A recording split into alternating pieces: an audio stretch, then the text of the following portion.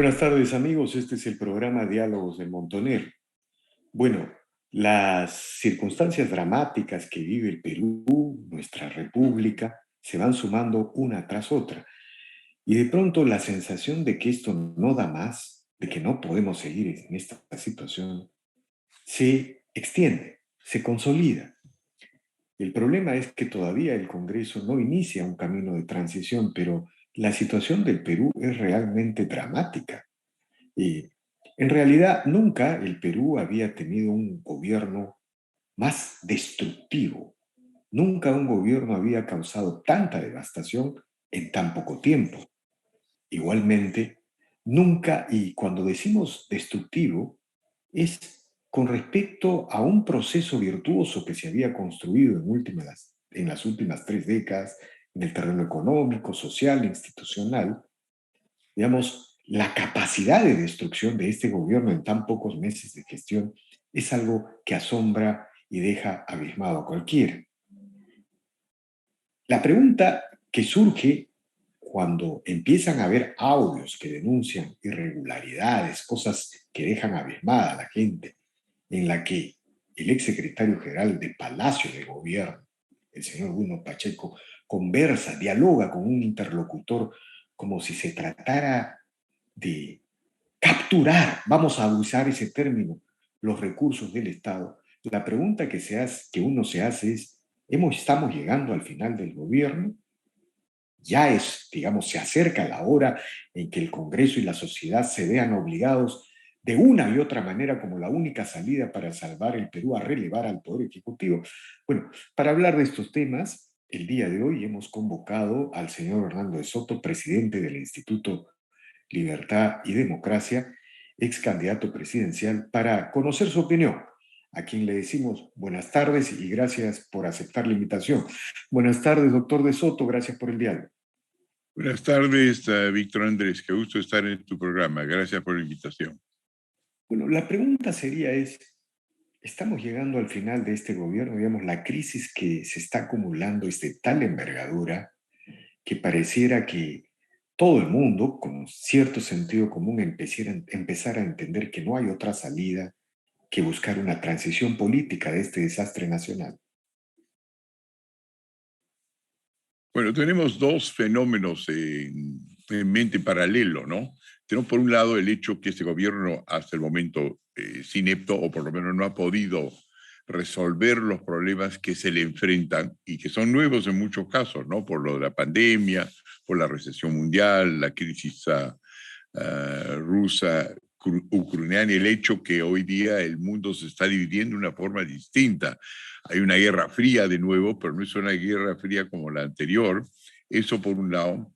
Pero por otro lado también porque aquí somos víctimas de una conspiración, ¿no? Recién estamos despertando al hecho, nos sorprendió ya alrededor de abril, mayo, junio, de que iba a tomar el poder o iba a estar detrás del poder o tratar de permanecer detrás del poder o infiltrarlo, un partido comunista de a de veras, un partido comunista de gente entrenada en Cuba, que había sido monitoreado desde Rusia, y en la cual estamos enfrentados a una mixtura que no se vio muy bien, si era un poquito de sendero luminoso por acá, los ex servicios de la Stasi, servicios de inteligencia de Alemania, todo esto comprobado, y al mismo tiempo servicios secretos de Venezuela con 2 satélites, Simón Bolívar 1 y Simón Bolívar 2 por encima del Perú, monitoreados y filtrados.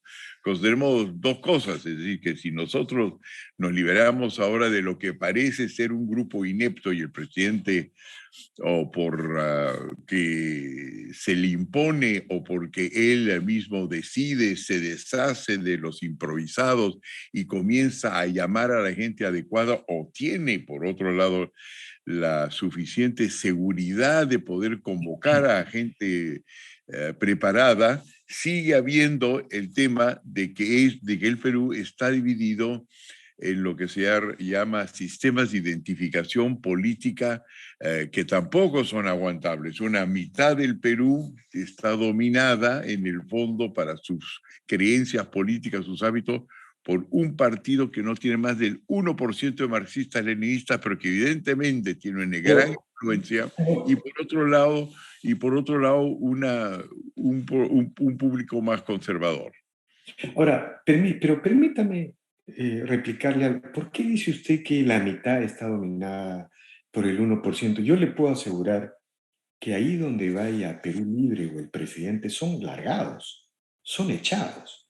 Y la impresión, y le transmito esta impresión, la impresión que uno tiene es que el gobierno se está desplomando, las instituciones se desploman, la economía se derrumba, y con él el predicamento de este discurso comunista en general. Yo creo que el gran problema, doctor de Soto, le transmito una impresión particular, es que el Congreso todavía no asume su responsabilidad. El Perú, antes que avanzara a la Asamblea Constituyente, está avanzando a la anarquía por por un gobierno que es una ineficiencia, dogmatismo y está destruyendo las bases mismas del Estado. El gran problema es que el Congreso todavía no se atreve a, a iniciar un camino de transición. ¿Qué opina de este tipo de aproximación a la coyuntura? Bueno, yo le diría que las dos cosas son ciertas, pero eso no evita que haya un avance comunista en el país y se ven las posibilidades de que tenga éxito por las razones siguientes, ¿no? En primer lugar, porque tiene al frente una oposición dentro del Congreso que se ha limitado a decir vamos a cortar la cabeza del presidente, la vacancia, la posibilidad de que el presidente encuentre también una oportunidad de decir vamos a disolver el Congreso, que en ciertas condiciones se pueden dar. Sabemos que todas las alianzas están pegadas con babas, pero el hecho es que existe una conspiración. Esa conspiración se llama Perú Libre y hay un plan trazado que es Made in Caracas, que tiene que ver con que en todo el tumulto, desorden de presos que caen, igualito que en Venezuela en su momento, mítines en las calles, logran por una vía legal, las instituciones en su forma perversa funcionan, encontrar la posibilidad de crear una asamblea constituyente dentro de la cual la comunidad internacional ve una cosa que les parece absolutamente lógico, pues, cómo no vamos a, por vía de referéndum, es decir, una consulta popular, crear un lugar donde se tomen algunas medidas radicales y en esas se apacigua, por supuesto, se borra el Congreso actual, se crea la Asamblea Constituyente y el país es gobernado por un grupo muy pequeño, bolchevique, como en Rusia, de 1 o 2% de la población, pero que en su momento va a estar bien preparada porque van a entrar expertos que saben hacer las cosas políticamente, desde Cuba hasta cualquier otro aliado posible, que comienzan a rediseñar el país y ir poco a poco utilizando sus sistemas de corromper a las Fuerzas Armadas, por frustraciones que existen hace tiempo con relación a sueldos, remuneraciones, el hecho que no han sido hasta ahora compensadas ni protegidas de las cosas que siguen de la guerra con Sendero Luminoso, donde hasta el día de hoy hacen colas en los tribunales porque son perseguidos por actos que deberían ser perdonables por de guerra, y eso es una cosa que es absolutamente cierta. El Congreso no encuentra una salida porque tampoco sabe cómo salir de estas cosas. No sería la primera vez que el Congreso quiere vacar. El Congreso ya ha vacado, para efectos prácticos, 5 veces en 4 años. Y estamos yendo por la sexta. Cuando hay una repetición seguida de vacancias y de soluciones, tiene hasta un nombre en inglés que creo que es state coupism. Es decir, cuando una cosa se vuelve severa, ya no es que yo tuve un furunculosis, yo tuve un furúnculo, es furunculosis. Cuando aparece un cáncer de forma recursiva, es que es ya una enfermedad y se podría hacer terminal si es que no se opera de una manera especial.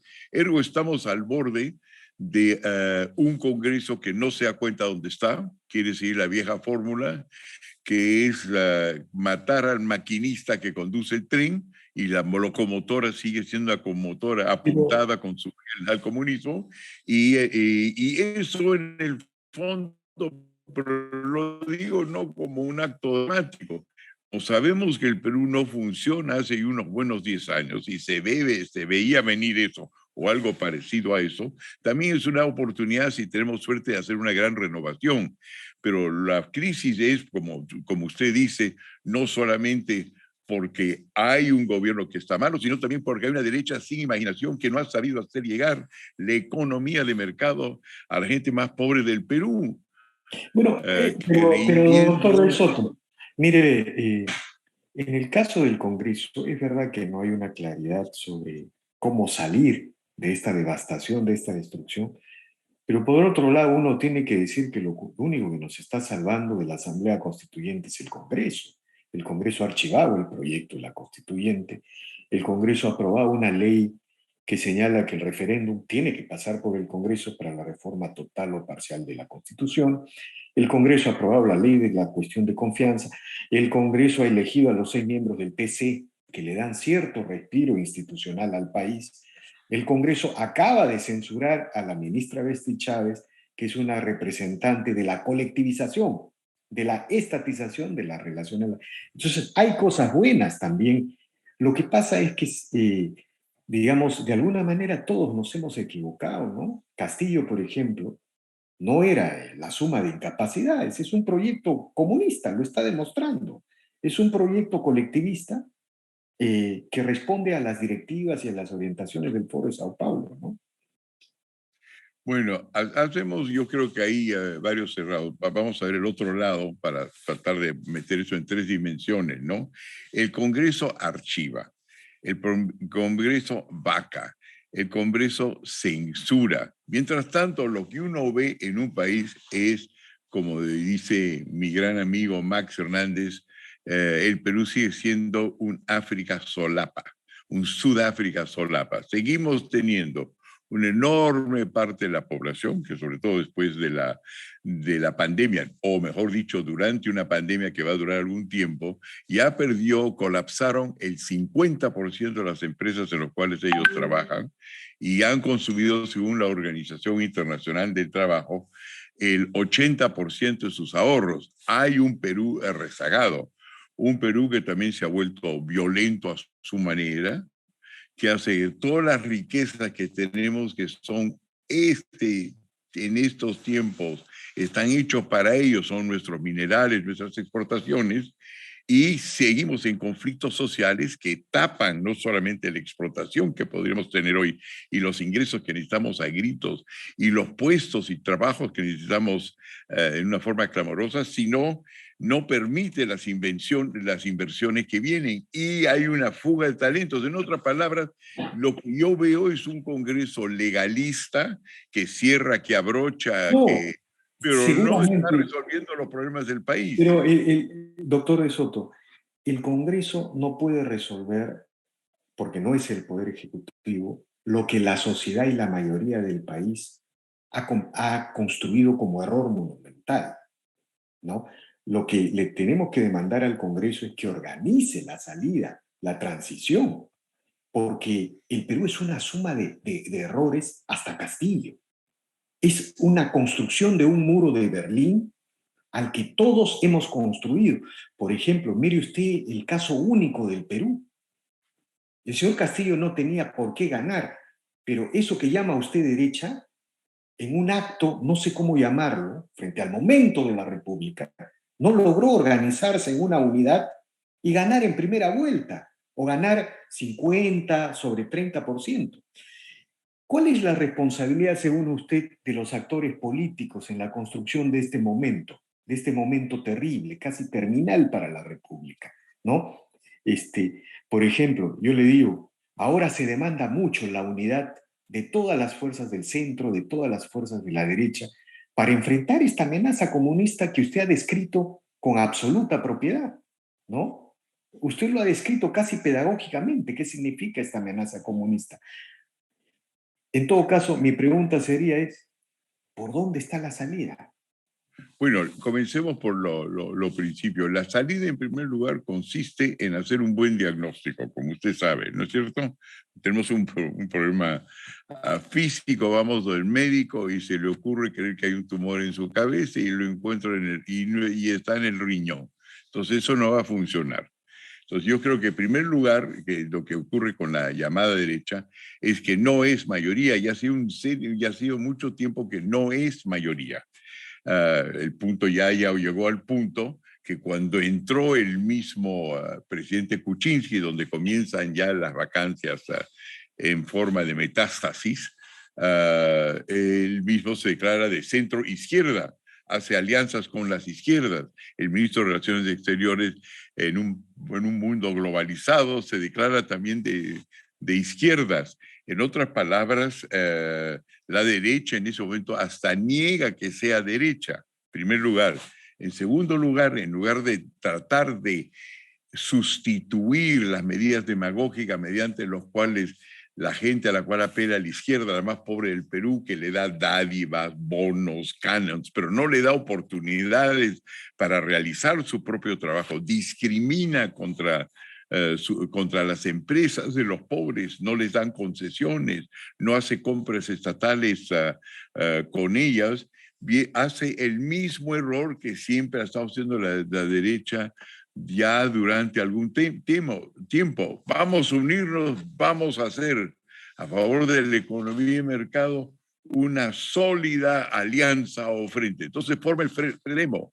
Se forma el FREDEMO, Acción Popular, PPC, Movimiento Libertad, el SODE, el grupo de Pancho Díez Canseco, tres o cuatro, un momentito, y son derrotados. Misma cosa. Están votando ahora a la derecha porque Avanza País, Keiko, todos están votando solidariamente y siguen no teniendo problemas. Pero, doctor de Soto, le hago una pregunta concreta. Pero un momentito, la derecha debería estar ganando el centro y ha perdido el centro. El centro está flotando ahí entre distintos tipos de mercantilismo que además por hacer negocios están tendiendo frente a los poderes de izquierda que utilizando las fórmulas marxistas de Selenka comienza a comprarlos uno por uno en un proceso que se llama estratificación. Es decir, yo reconozco que ustedes ya no son proletarios, son pequeños empresarios, buscan negocios, pues aquí van las licitaciones torcidas, aquí van las compras irregulares. Pero, doctor, yo le hago una pregunta. El centro. Yo le hago una pregunta, digamos, es cierto lo del FREDEMO, pero lo del FREDEMO son errores, pues, de diferente tipo, ¿no? Con respecto al momento que hemos vivido hace un año. Mire, si yo le planteo una ucronía, ¿no? Que no, digamos, que no era realizable hipotéticamente en el pasado, no sé cómo llamarlo, pero es una ucronía. Si De Soto, Keiko y López Aliaga hubiesen ido unidos en la elección pasada, esta coyuntura no existiría. ¿Por qué le planteo esta especie de ucronía? Porque la demanda del país, de todos los actores políticos de aquí al futuro, va a hacer que sean consecuentes con los diagnósticos. Si hay una amenaza comunista en el Perú que pretende destruir el sistema institucional, el modelo económico, lo que se va a demandar es la unidad de la gente, la unidad de los proyectos, un poco, digamos, ser capaces de poner nuestras unidades, nuestras diferencias para enfrentar juntos esta amenaza comunista. Entonces, a usted como actor político, porque usted ya es un actor político de nuestro proceso, también le van a demandar eso. Entonces, por eso le planteo el tema de la unidad, el tema de los actores y el tema de la salida, porque de pronto lo que puede haber es que se vaca Castillo, se vaca la señora Boluarte, vamos a elecciones, y el Perú sigue en esta fragmentación que solo desorganiza y no nos permite avanzar. Correcto. Bueno, la respuesta para esto es la siguiente. Hubo una primera vuelta y las primeras vueltas en todos los países que tienen dos vueltas están para que haya diversidad y al final de la diversidad en dos partes, y eso es lo que efectivamente lo que consolida todo. En los Estados Unidos toma la forma de primarias, donde se ve pues decenas de astillas que luego se juntan en dos partes y hacen adelante. Pero eso es lo que ocurrió en el Perú. En el Perú, el momento que terminó la primera vuelta, todos los que estábamos considerando centro derecho, salimos, inclusive mi persona, a votar a favor de Keiko. Pero votamos a favor de una candidata que además en nuestro caso nos había ganado en varias meses con 100% del voto, es decir, no parecía particularmente limpio, pero en fin, ahí estaba y todos salimos a apoyarla. Pero lo que ocurre es que es una derecha que tiene resistencia, porque cuando prometió en los años anteriores hacer las reformas necesarias, no las hizo, entonces no era creíble. Entonces, no, y mientras que lo que hacía la izquierda era apelar a una miseria, dando fórmulas que sabemos que no han funcionado en ninguna parte del mundo, pero tenía fórmulas. Yo no he visto, aparte de nuestro partido, ni al partido Porky, ni al partido de Keiko decir cómo iban a salir de la pandemia, cómo iban a salir de los conflictos sociales, cómo iban a hacer de que ya no haya, de que no haya restricción a tener tierras nuevas, contratos nuevos, participación en los grandes mercados que surgían de ninguno de los partidos o del partido que estaba liderándonos a todos en ese momento, que era Keiko. Pero estuvimos unidos. En el Congreso los tres grupos están unidos, pero hasta ahora no se han dedicado a decir cuál es su salida a todos los problemas que estamos conversando. Y en un país en el cual una ligera mayoría sigue fuera de la economía, la llamada economía informal, no tiene cómo participar y sigue proponiendo los partidos de derecha que en lugar de ver cómo hacen empresas, generan su propia riqueza, dadas las circunstancias increíbles del mercado. Tenemos un territorio mineralizado en el Perú, donde 6% está concesionado en manos de la gente más próspera, con 94% y que están siendo trabajados y 94% no están siendo trabajados. Esa misma derecha que no los ha dejado tenerlo anteriormente. En otras palabras, yo creo que estamos repitiendo los mismos errores de hace mucho tiempo, Ahora, que es creer que una derecha que no se expande y que no ha sabido darle oportunidad a los más pequeños, que los sectores microempresariales, cuando son parte de un gremio, es una especie de riñón suelto, no ha dado las soluciones. Lo único que ha hecho es ir cortando cabezas ahora que produce el caos de los cuales triunfan los comunistas. déjeme plantearle un tema final, doctor de Soto, un poco para tener algo de optimismo. Usted siempre ha sostenido, y lo he escuchado en diversas intervenciones, que es muy difícil que el colectivismo se imponga en el Perú, ¿no? Y por una situación muy particular del Estado, de la formalidad, el Perú es una suma de sociedades emergentes, de mercados populares. Imaginar un control de precios del Estado es producir un choque directo contra ese mundo informal emergente, ¿no? Ahora que ya estamos en un gobierno comunista, ¿no? Porque esa es la verdad. Lo que está pasando no es una suma de incapacidades, es un proyecto colectivista que busca destruir el Estado desde adentro para crear un nuevo sistema de poder en el Perú. Eso es lo que estamos viviendo. Entonces, la pregunta que yo quiero formularle es, ¿cómo queda esta tesis que usted siempre ha sostenido acerca de la inviabilidad de un proyecto colectivista comunista en el Perú, en el tipo de sociedad que es la peruana? Bueno, mi tesis siempre ha sido, Víctor Andrés, en que hay un espíritu empresarial, existe un deseo de hacer las cosas a la manera occidental y que la otra manera es efectivamente la otra manera de salir adelante, que sería la comunista, nunca va a ser viable y nos va a someter a una dictadura política férrea, porque en el fondo produce muy mal. Vemos que Cuba produce la tercera parte del Producto Bruto Interno del Perú per cápita, ¿no es cierto? Bolivia la mitad, Corea del Norte ni el 20% y Venezuela será pues un 60%, cosa que no funciona. Pero lo que ha ocurrido es que el comunismo se ha adaptado a eso. Una de las tesis más brillantemente planteadas es de un autor húngaro, Zelenka, en el cual dice que lo que hay que pensar ahora y lo que hay que hacer es estratificación, que es básicamente darse cuenta de que existe un sector informal, de que ahora no es un lumpen del proletariado y que hay que aprender a vivir con él, dejando que algunos grupos selectos, pero pequeños, si crece demasiado los cortan, siga llenando las expectativas, por lo menos de sobrevivir de la mayor parte de la población. Todo esto se lo resumo en las estadísticas de Corea del Norte. Régimen severo, metido a hacer misiles, armas, ejércitos que marchan perfectamente, pero según el Banco Mundial, hasta el Banco Mundial acepta que tiene 54% de la economía de Corea del Norte es informal, cosa que han aprendido a vivir en la forma siguiente.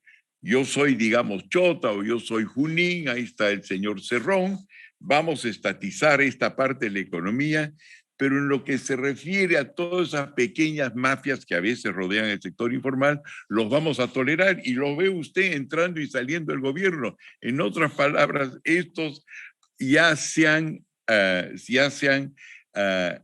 mentalizado y sistematizado para vivir dentro de un desorden informal, cosa que no existía en los tiempos, por ejemplo, de Sendero Luminoso, mientras que la derecha que ha debido decirles, oye, no hay razón para cual sean informales. La verdad es que las trabas siguen siendo las mismas, no tienen acceso al capital, no ha sabido ni convivir con el sector informal al cual lo persigue, ni darle espacio a los pequeños mineros, pequeños empresarios, y más bien seguir persiguiéndolos.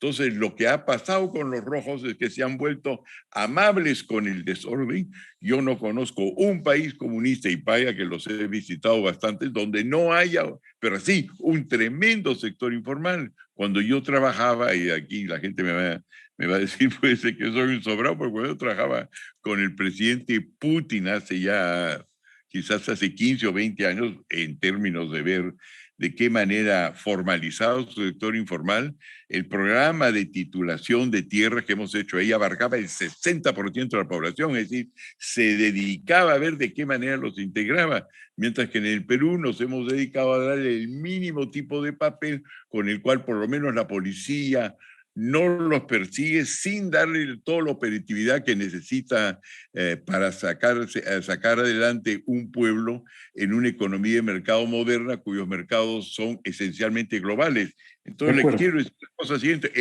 los comunistas ya saben vivir dentro del caos y saben durar esa etapa, mientras que a la derecha lo que le falta es una filosofía. Ustedes, pero déjeme 30 segundos más. Usted lo escucha al señor Cerrón hablar de todas estas cosas y es coherente. Lo escucha al señor Bermejo hablar de estas cosas y es coherente. Hay estructura. No digo que no son demagogios, claro que son demagogios, pero hay estructura. Pero, ¿por qué dice usted estas cosas? Encuentra usted ese mismo discurso en la derecha, no lo encuentra. Pero ¿por qué dice que el señor Cerrón y el señor Bermejo son coherentes si están queriendo elevar el sueldo mínimo vital, están queriendo terminar con la flexibilidad laboral, es decir, están queriendo crear un sistema estatal laboral? Y el mundo emergente empresarial. No, y Gamarra es todo lo contrario a eso. Pero le estoy, y El Salvador es todo lo contrario. Pero le estoy diciendo, Juliaca, todos están en contra de eso. Pero le estoy diciendo la cosa siguiente, que están efectivamente creando un régimen comunista, no están resolviendo los problemas de hoy día en nada. No tienen una idea del mundo emergente. Pero déjenme terminar, pues, señor Ponce. Señor Ponce, lo que ellos están haciendo es un pésimo gobierno, estamos totalmente de acuerdo, pero lo que están hablando es de una forma coherente de un futuro país. Han logrado vender una fórmula secreta, que es, hay una cosa que se llama constituyente en el cual en el momento dado, de a medida que se empeore la crisis, ahí vamos a construir algo, mientras que los otros están diciendo guillotina. De Eso es todo acuerdo, lo que de está acuerdo. pasando. En otras palabras, claro que lo están haciendo pésimos, claro que sabemos dónde van, nosotros, unos pocos, No, pero el hecho lo que es que pasa es que siguen hablando de que tienen una fórmula y la derecha peruana no tiene otra fórmula hasta ahora que cortar cabezas, vacar y restablecer el status quo. de acuerdo, El, de acuerdo, doctor de Soto, le agradezco infinitamente por estas reflexiones polémicas, pero que sin embargo, a mi entender, deben tener un importante efecto en la discusión pública, en las alternativas que se están construyendo. Le agradezco mucho. Ya, y yo le agradezco y me encantaría tener en otro momento la oportunidad para ver el lado más optimista. Y yo creo que el hecho de los errores de la izquierda nos da una oportunidad de crear un Perú nuevo y ahora sí bien hecho, pero no pasando por la idea, No, pero no pasando por la idea de que si juntos nos juntamos, agarramos pues 35% del voto. Hay que, en lugar de hacer la cosa siguiente, porque es bien importante lo que le voy a decir. En primer lugar, hacer un diagnóstico claro de que no se puede hablar de la izquierda como fuera una toda. No se puede criticar al Foro de Sao Paulo en su total. Ahí hay Lula, ahí hay los argentinos y otros. No son comunistas. Si nosotros no sabemos a la izquierda blanda absorberla y decidimos que solamente entre blanquitos vamos a lograr una mayoría, estamos equivocados. En el Perú estamos enfrentando al comunismo, que es una pequeña parte, y estamos nosotros dividiendo el país en dos, poniendo a todas las izquierdas juntas cuando una buena parte de ellas no la podemos tragar. bueno, seguiremos hablando de esos temas que ya tienen que ver más con la estrategia de cómo derrotar al comunismo. Más adelante, Yo, doctor, quería, el tiempo. yo quería que de eso estamos hablando, de estrategia, de eso es. Bueno, lo que usted está desarrollando es una estrategia dentro de la derecha. Acaba de decirnos, sí, una estrategia de cómo aislar a los comunistas, al enemigo principal, ¿no? No, a robar, Y eso, no, a robar a sus electores, que no, son, como sí, usted dice, efectivamente, empresariales, pero frente a los cuales no he pero visto una iniciativa de la derecha para hacerlo. Y la bueno, mayor parte son empresarios, pero la gente vota pues cuando es el que usted es un corazón, candidato disputando a la centro derecha, pues, ¿no? sí, Usted es un claro, candidato de la de eso, centro derecha y, digamos, para avanzar tiene que ser muy crítico también con su constituency, como se dice en el mundo anglosajón, ¿no? Pero, y doctor, a tal punto que muchos de ellos no me hablan, pero me están hablando un poquito más bueno, ahora. El hecho es que el futuro pertenece hacia un centro fácil de convencer a condición que tomemos contacto con todos ellos y no hagamos ese enorme error de considerar que todos son comunistas de acuerdo, doctor de y Soto, criticar a izquierdas que son perfectamente domables y que entran en el economía mercado y que si uno los trata bien, ve pero usted, no, pero lo usted debe llamamos al evitar, señor, para lo despedirme, llamamos al debe señor, lo evitar llamamos cometer el mismo error que se cometió en la primera y segunda vuelta, creo yo.